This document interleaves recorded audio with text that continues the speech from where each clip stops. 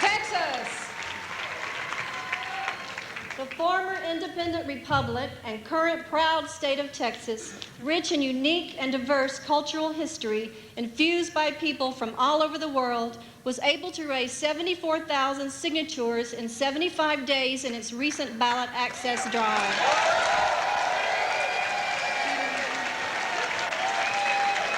Utah. The vibrant great state of Texas is proud to help lead our country to a greener future by casting all its 26 votes for the man who will change politics in the 21st century, Ralph Nader.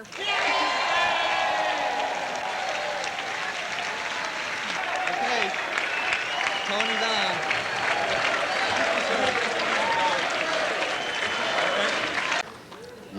Mr. Nader is a singularity. He is Mr. Emerson's great person, the one who in the midst of the crowd keeps with perfect sweetness the independence of solitude. He is an astonishment of informedness, fresh opinions, high good humor, and always his service to his relentless, lifelong resolve to do the good thing for democracy and the people. He's a great reader, and he gives friends books like some people give advice. He is always an inspiration. He said to a young woman who was joining one of his projects, "Give all you've got down to the marrow of your bones." That's what he gives all the time. Many of us scattered over the country, and I imagine most of us in this room, aspire to be like him. To be the person who knows of himself, as Mr. Emerson also knew of himself, that what I must do is all that concerns me, not what people think. Unquestionably, Mr. Nader is a patriot and a civic hero. He embodies the highest office in a democracy, the office of citizen. By common consent, he is public citizen number one.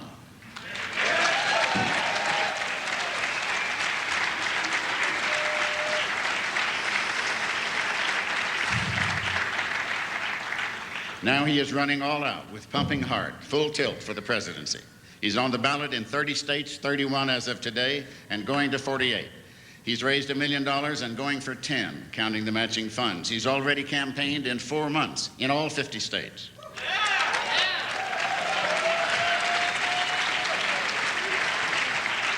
He has plunged altogether into the passion and action of these times, and we are honored to be able to be witness and participant in this great adventure. This all began when a young Princeton and Harvard Law graduate was working on the unsafety of cars, and General Motors hired spies to follow him. What GM learned was don't mess with Ralph Nader.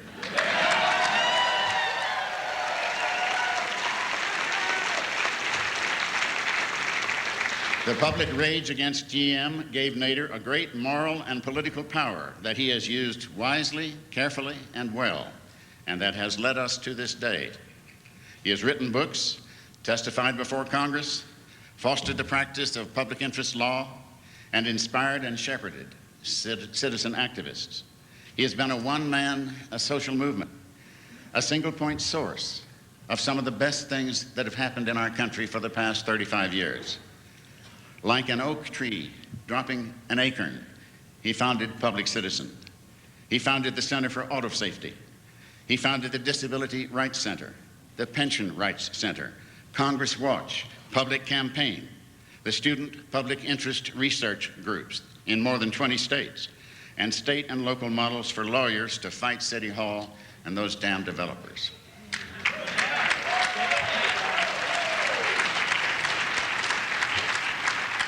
Yet, also, he alone, Mr. Nader, he himself, formed citizens groups to fight for safe air travel, for clean water, for healthy food, for an open government. He encouraged the formation of consumer co-ops like Buyers Up to keep the price of home heating oil low in the Northeast. He and his Raiders are responsible, as Jim Hightower was saying, for the Safe Water Act, the Safe Air Act, the Freedom of Information Act, the Consumer Product Safety Commission, the Occupational Safety and Health Agency, and the Environmental Protection Agency.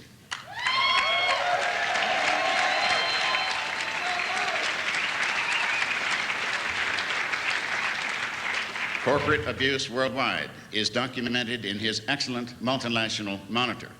And when the corporate power and abuse went global, so did he. Nader groups like Global Trade Watch and Public Citizen led the fight in Seattle against the WTO, which was the fight for safe workplaces, safe food, a clean environment, and a living wage for the people in countries all over the world beyond this one. Now, since GM sent its spies to watch Mr. Nader, the safety measures that the government has ordered the automakers to build in have saved, out of the deaths in car crashes that would have occurred on the projections otherwise, about 1 million of our lives.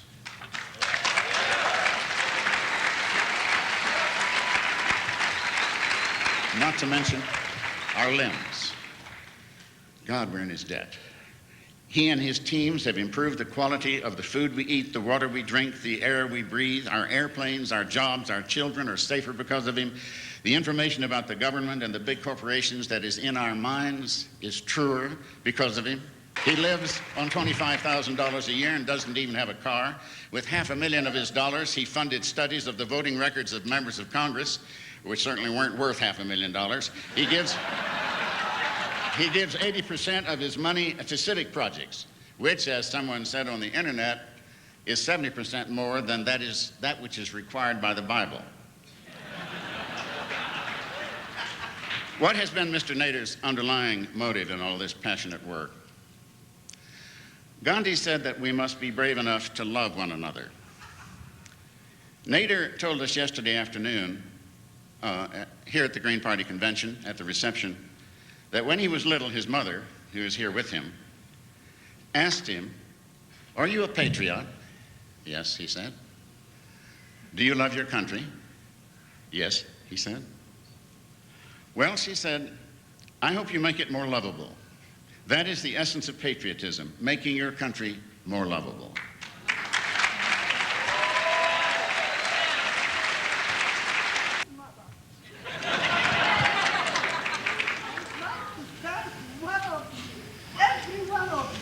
If it wasn't for me, he wouldn't make it.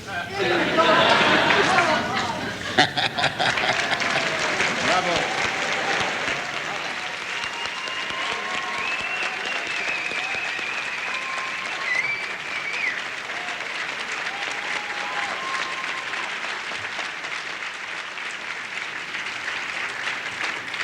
By backing Mr. Nader, we are joining him in exercising the power of love for our country. Mr. Nader is running for president for love of his country, and we support him for president because we love our country, and we love justice, and we love the home, which is the earth where we all live. And the time has come for the citizens of the United States to rebel politically. We support Mr. Nader because we refuse to stay in the two-party trap forever, because only he is broaching and discussing the issues of the converging human crisis that we as a people must discuss and decide. Because for good citizens, casting your vote shouldn't make you sick. Because when we vote,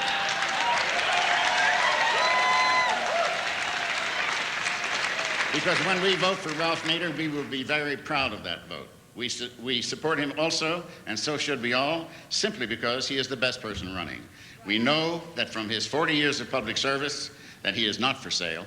Unlike some candidates we might name but will not, he will not sell out. Unlike, he has the integrity of Thoreau, he has the compassion of St. Francis, and he, better than those really, knows how the government works. With artificial power, he has already achieved more governmental reform than we have had since the 1930s. We haven't had a man, in my opinion, like Ralph Nader, run for president since Thomas Jefferson and Abraham Lincoln combined.